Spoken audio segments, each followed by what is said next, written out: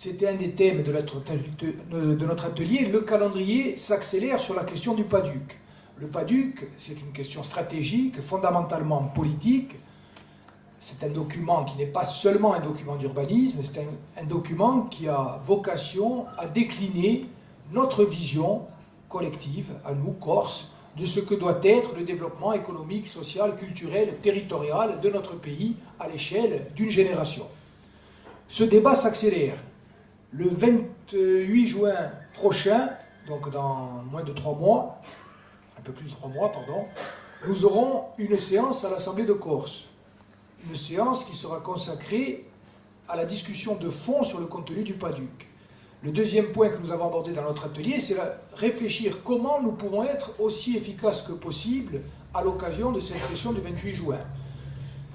À cet égard, vendredi, donc hier, avant-hier, a été votée à l'Assemblée de Corse une délibération que nous avons soutenue sur l'engagement d'un processus de consultation citoyenne, associer le plus de monde possible à la participation de la session du 28 juin.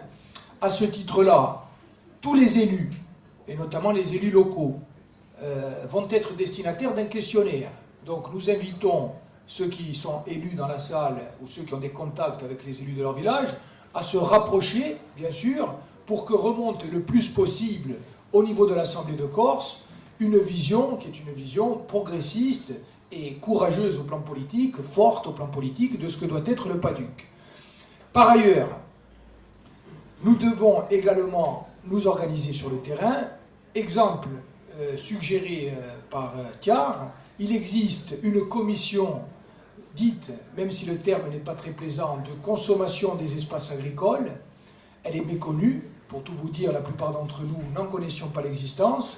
Elle vient de se mettre en place il y a quelques jours ou quelques semaines en Haute-Corse. Elle fonctionne assez bien en Corse du Sud.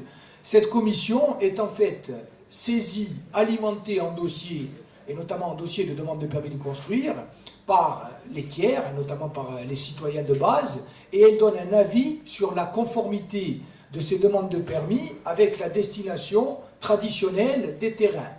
Donc elle travaille sur le fondement des cartes anciennes agro-pastorales et elle vérifie si les permis de construire qui sont sollicités sont ou pas en harmonie ou en contradiction avec les documents et notamment la nature traditionnelle des espaces agricoles et des espaces fonciers agricoles.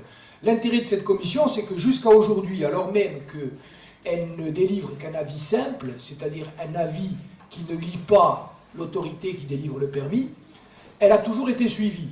Donc, là aussi, deuxième piste concrète d'action qu'on a ouverte dans le cadre de cette réunion et qu'on valide ensemble si vous le voulez bien, à partir du terrain, s'intéresser bien sûr à toutes les demandes de permis, et chaque fois qu'il y a un permis qui fait problème ou qui est susceptible de poser problème, en amont, et avant même tout recours contentieux éventuel, avoir le réflexe de le transmettre à cette commission dans laquelle nous sommes, en tout cas les idées que nous défendons, même si nous n'en y est pas organiquement, sont défendues.